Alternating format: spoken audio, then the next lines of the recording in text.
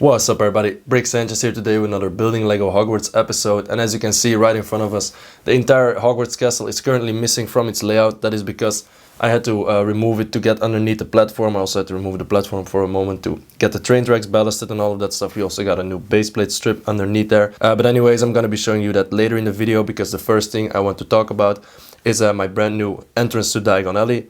Now in the corner there you can see that I've started working on the Leaky Cauldron mock, which I designed in studio, but I've also made a working opening, kind of that brick wall that we have, the entrance to Diagon Alley, which is at the back side of it, so let's have a little look there. Alright, so here we have the little alleyway which leads up to the moving wall there. Now on the right side we have the door to the Leaky Cauldron. Out here we also have some barrels and some bottles, which I tried to recreate from that scene. Now I've also experimented a little bit with the wall technique. It's not looking, I'm not 100% satisfied with it. But anyways, I might still change that up. Now up front here we also have a little plaque, which came with the Diagon Alley set, of course. Now this will be placed out here on an angle. I still have to attach it, so anyone who comes to visit the city can see what this is all about. Now to open up this door, I'm quickly going to remove Hagrid and Harry, so we have the full view of the wall there. All we have to do is twist two gears that we have on top here, and then as you can see, let's start doing this. You can see the bricks kind of moving independently and eventually opening up the entire wall there, and then we are looking right into Diagon Alley. Now this mechanism uses some little cables, and to close up the wall all we have to do is untwist these gears that I was just turning in one direction, close this first section of the wall, and then I can close the other section of the wall as well. Now I'm going to take you to the back side to show you how this mechanism works here, but I'm going to quickly open it up once again. So yeah, like that. And then it completely opens up like that. Alright, so let's have a look now. Alright, so now you can see the backside of this contraption here. And excuse the weird angle, but it was the only way that I could film this and operate it at the same time. Now as you can see, we got these two columns here. We got a bunch of wires, and these columns are made up of these 2x2 round bricks here. Let's see if this will work. So yeah, you can see the first stones being pulled, then the second one, and then we have the entire wall opening up there. I'm also going to do this one, but it's going to be a lot harder to see on camera. So yeah, this side usually works a lot better than this side, because this one uses the hinge bricks and this one uses some hinge plates, and those hinge plates, I'm not sure why, but they have a bit more friction. So yeah, anyways, that's how this system works. Now to close it up again, I unwind these wires again, or these cables, or whatever, ropes or whatever it's called, and then first off I have to close this right wall here, like so, and then I can close up the other one out here as well. Now this works pretty well. I haven't had any bricks that came loose or anything, any cables that snapped, so that's pretty good. I'm gonna try to check it out again. So yeah, you can see those bricks, and then the wall opens up like that. So that's how this system works. But yeah, so far the new expansion to our Diagon Alley layout. Now I originally wanted to make some mocks out here, but I'm still waiting on to see if that rumor is true. We're gonna get a $470 set. And a lot of people are speculating, me as well, that it will be a Gringotts bank, probably, perhaps with a Leaky Cauldron, that could be the case, or some other shops as well, because as you can see, or as you may know, the Diagon Alley set itself used to be 400 euros, so now we're gonna get 70 on top of that, so you have to expect a set at least as big as Diagon Alley. So I think a big Gringotts, which would be extremely epic in the back there, and some side buildings, perhaps, and a Nocturne Alley build or something like that. I think the dragon will also be included. So yeah, that would be nice, but so I'm not gonna waste my time making some shops if they're gonna have some more expansions to that. So I'm gonna wait for that to see which set it will be eventually. But yeah, now let's move on to our Hogwarts castle.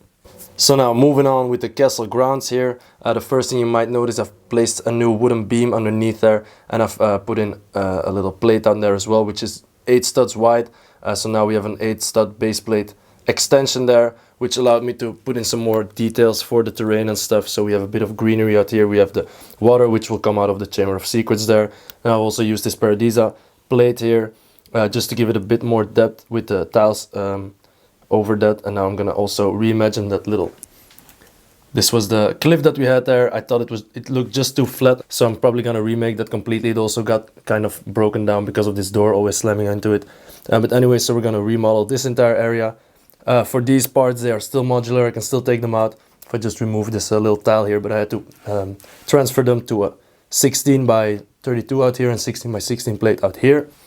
And that strip runs all the way up until the Diagon Alley entrance that we had out there, and I just think it looks a lot better. It has a lot more dimension right now. So now for the left side here, I'm also gonna have to upgrade this. I would love to get, I'm gonna leave the cave. I'm gonna probably put it out here somewhere. But I want to have a little kind of sloping ramp up there, up until Hagrid's hut there. I hope that I'm gonna get it finished real soon. And once that is finished, we can move on with the castle as well. So as I've said, I had to transfer these rock facades to a new base plate because I didn't want to use all of these 8x32 or 8x16 plates for that. Those are a bit more rare, harder to find, even though they are probably cheaper. But anyways, so out here I also had to do that. The only problem was that this was still attached. Let me turn around here. This one was still attached completely to the platform up front and the platform up top and out here as well. So I had to kind of, I just lifted up the platform and then it just made a big crack.